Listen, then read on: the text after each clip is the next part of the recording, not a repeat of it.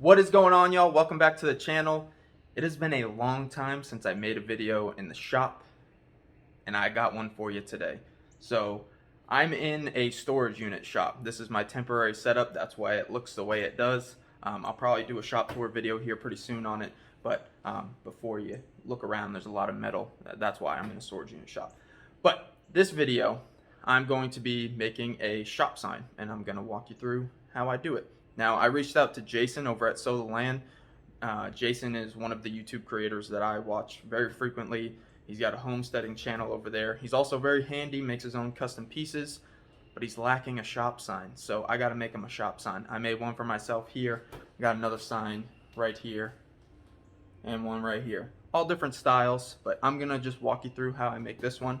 It's going to be like a white shiplappy sign with his business logo on there, and I'm going to be using this big old laser. This is pretty new to me. It's a very cool machine, but you don't need a laser to make a cool sign. You can use a scroll saw, jigsaw. If you got a small CNC, you can use that as well. So a variety of tools can be used to make nice signs, and I'm just going to show you how I make this one. So I hope you guys enjoy the video. Let's go. So y'all have to excuse me for the extremely messy shop. I've been busy with custom orders, and I can't thank you guys enough. A lot of you from YouTube, Instagram, you guys reach out to me to make you custom stuff, and I can't thank you enough for that. So to start off, we need a backer board. Now, you could be using pine from Home Depot. You can use rough cut stuff and join it up yourself. But for this one, because it's going to be painted, I don't really think there's any need to go crazy and use like really expensive stuff or take the time to do glue ups and join everything. You don't need to do that if you're going to paint it, because you're not going to see what's underneath. So I'm using some 1/2-inch maple plywood. This is going to be the backer board. So I'm going to take this over to the table saw first and make it a 20 by 20 square.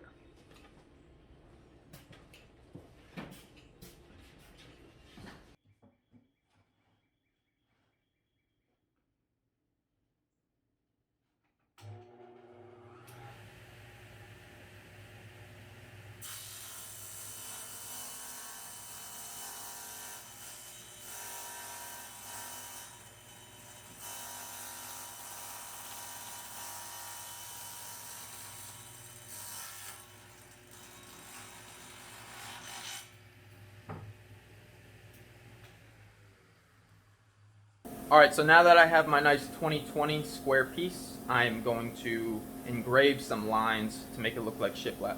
I apologize for the noise of the actual laser. It has an air assist, so there's a little compressor. That's what you're hearing. Hopefully it's not too distracting. But I'm going to do this with the laser. You don't need a laser to do this. You can use a table saw, circular saw, track saw. Just mark out your lines where you want them. Cut a little groove about 1/8 of an inch deep, and there you go. You could even use a router. I've used a router in the past too. So I'm going to get this done, and then we'll move on to the next step.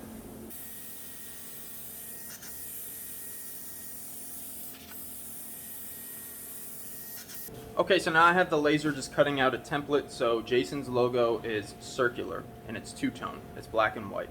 So that makes my job a little easier. So I'm just cutting out a 20 by 20 square with a 15-inch diameter circle out of the middle, because that's where his logo is going to go. So that's what's cutting there. This is what this looks like. As you can see, there's a little depth there. So I'm going to sand this and get it painted.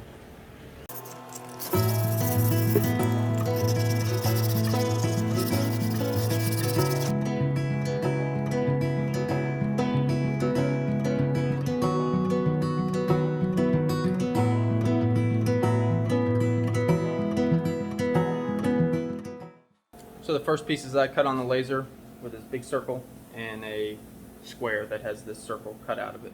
So this is going to be the backer for the logo. So this needs to be all black. So I'm going to sand it real quick, prime it, and then get black paint on it. This is MDF, by the way. I like MDF for the actual logo part because there are no voids on the edge. Sometimes plywood can be tricky and you got to fill it and it doesn't end up looking as nice. So MDF works well for this. So I'm going to get primed.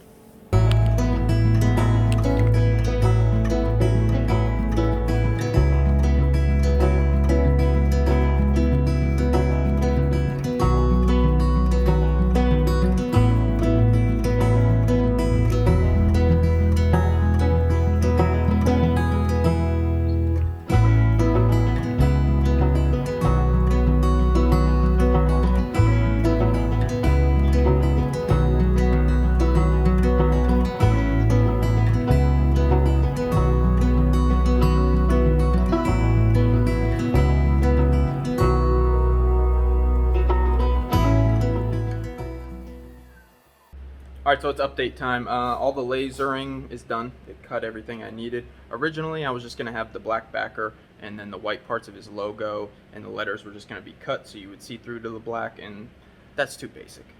I'm better than that. So I'm going to stack the letters, stack the plant and the hammer that you saw on the laser part of the video. Those are going to be raised. So that's how I'm going to do it. Here's the backer itself.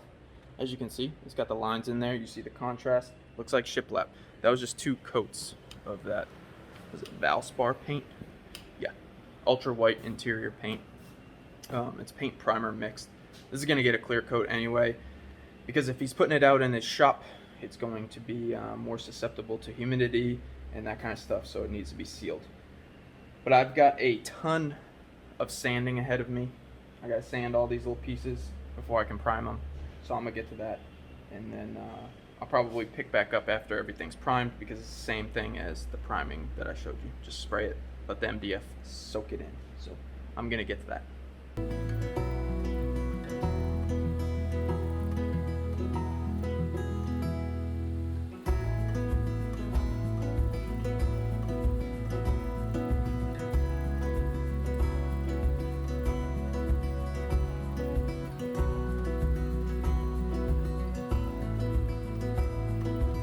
Alright, y'all, so I got all the pieces primed. There's most of them right here. The big backer is right up there.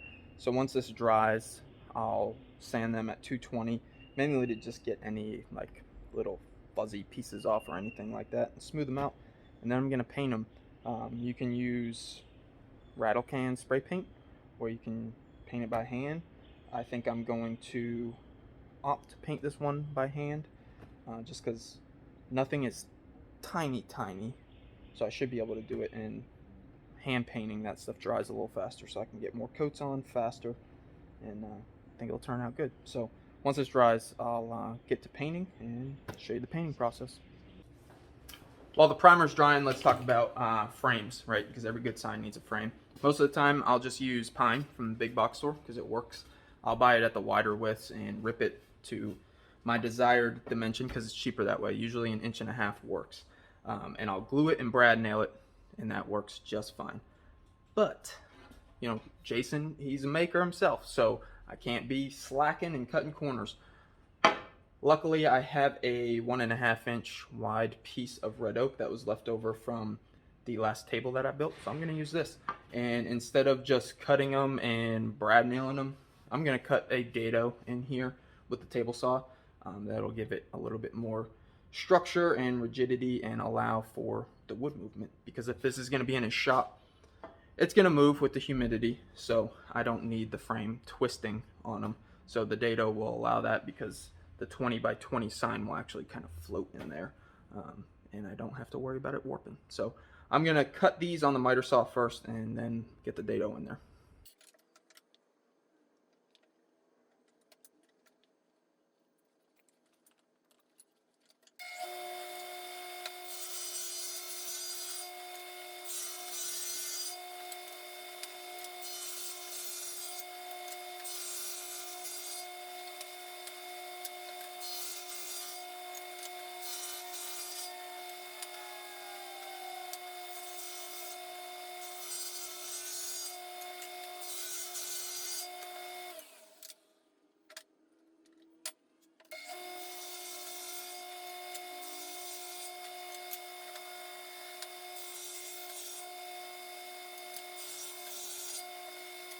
Okay, so I just ran the dado, as you can see, all the way through these 2 pieces. Now what I need to do now, ultimately the first 2 that I cut, they're going to end up being a little shorter.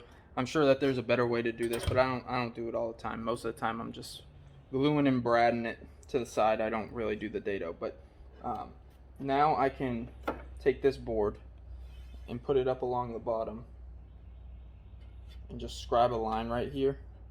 And I know that that's how long that board is going to be. The length of that is not going to change. And I can do that for the top as well.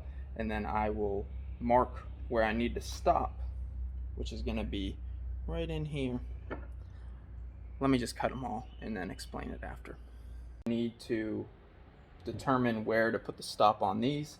And you know, these are going to need to be shaved down a little bit. So let me flip this. And I'm going to try to do my best to explain this.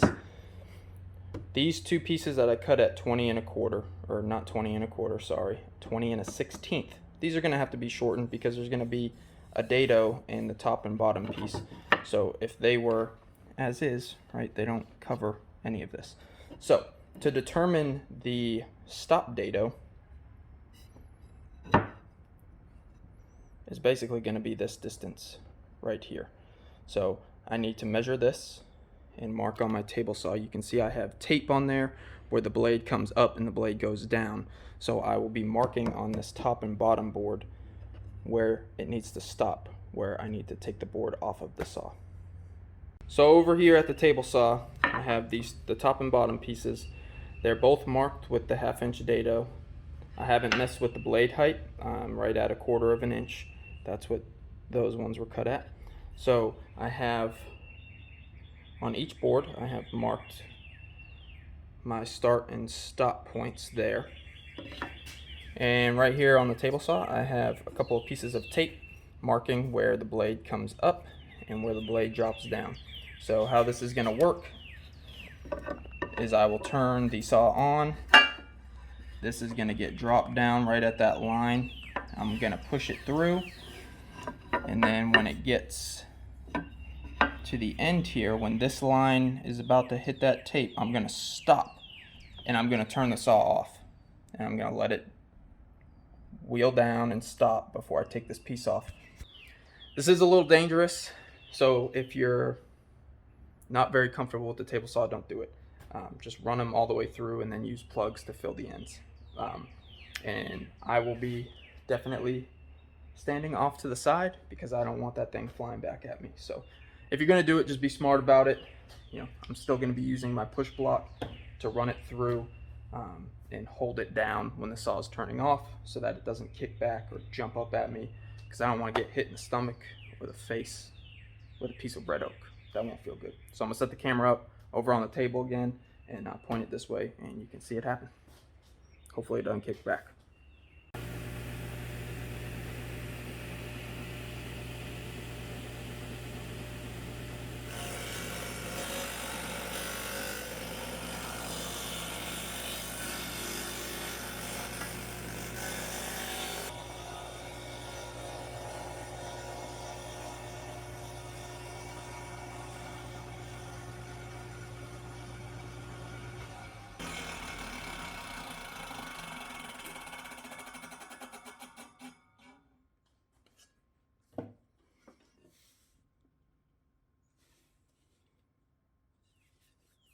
Next step on the stop dados is a little hand tool work. Anything that is worthwhile is going to require you to put in a little bit of skill and manual labor. So got a 1/2 inch chisel. I just did the bottom one and it fits nicely. So now I'm going to do the top. And the reason for the chisel work, let me show you, is that when the blade comes up, right, you got to take this out. So it's not hard. It only takes a couple minutes. Just down and even this out. And then any of the little saw marks, like you can see that it's a little uneven in there. Just running the chisel in there just for a little bit cleans that right up. So let me do this, and then I'll get the sides cut to their final length, and this will be good to go.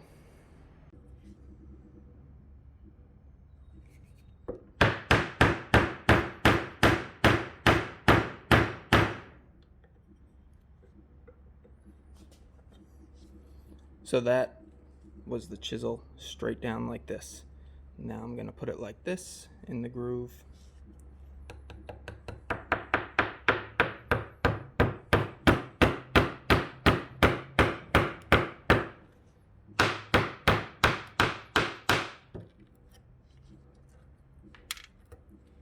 That chunk comes out. Should probably clamp it down a little bit more. It works.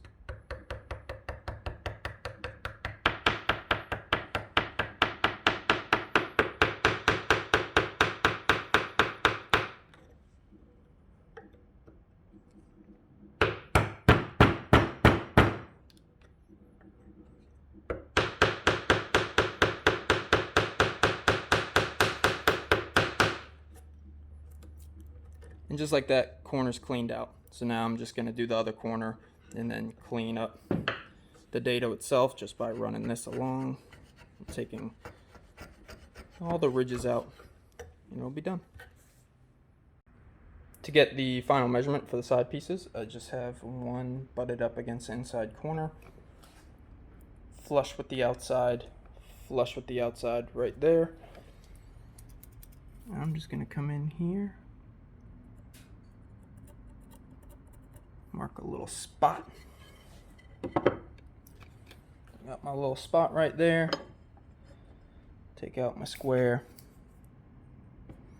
get it on there, make sure it's right. Describe that line. I'm gonna rescribe it because I'm trying to do it one-handed, but you get the idea. So there you have it. There's no opening on the end from that dado.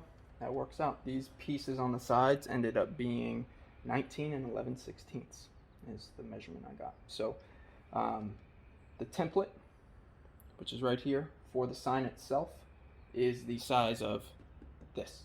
So I'm going to hold off on doing these until after I get the actual sign parts on here, and I need to paint those.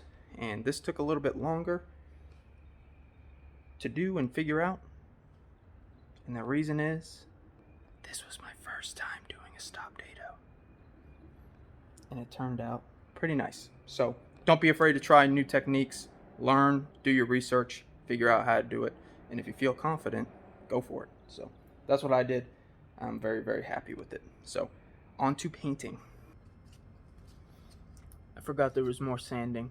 There's always more sanding.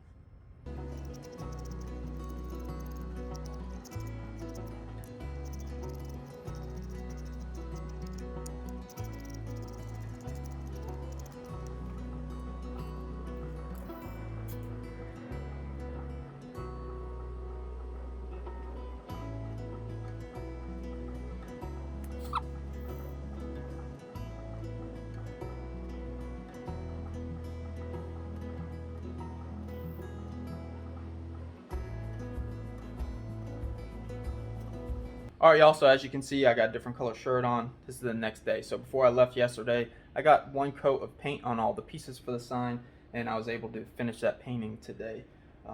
So I went ahead and glued up the frame for the actual sign. I used some Titebond, quick and thick, and just ran it in the dados and on the edges of the side pieces and clamped it up using 4 clamps. Pretty simple. This stuff is thick and it dries quick.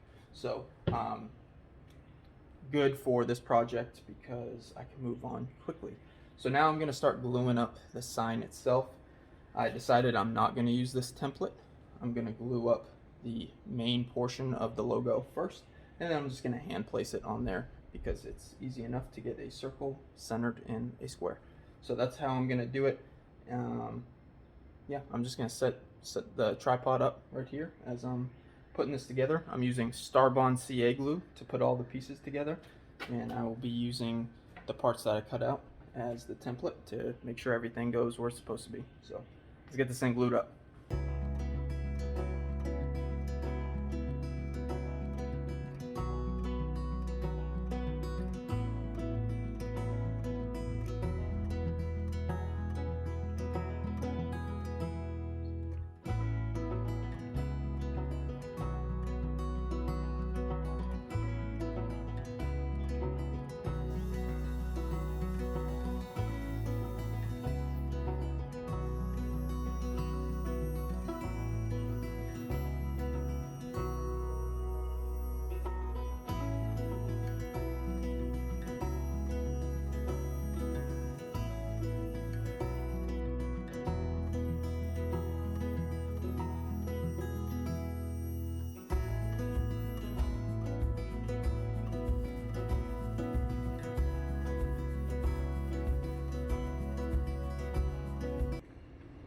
So there it is, all glued up. I just measured 2 1/4, 2 1/4, 2 1/4, 2 1/4, and that is the center. So I'm gonna let this completely dry. I'll vacuum it all off, see if I need to do touch-up paint anywhere, and get some finish on it.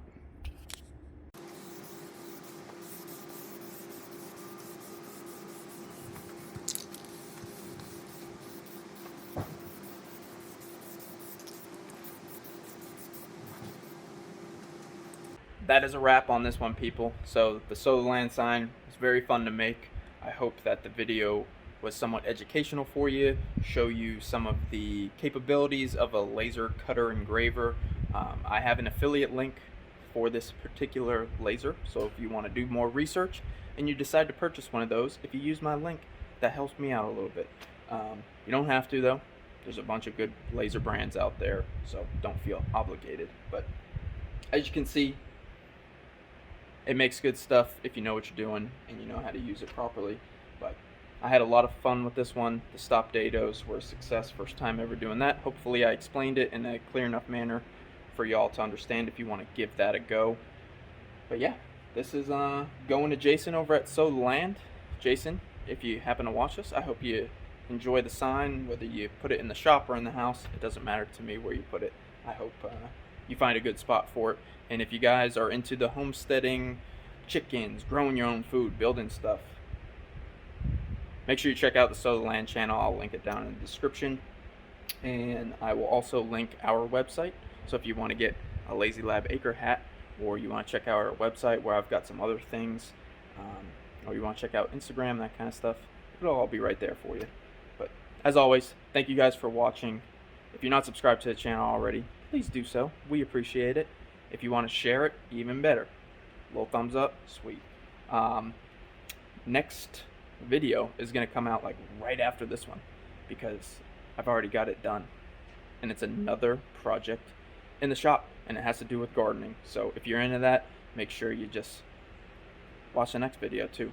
It'll come out probably a day or two after this one, because I'm ready to roll, so I'm going to shoot them out there. But thank you guys. Catch you on the next video. See ya.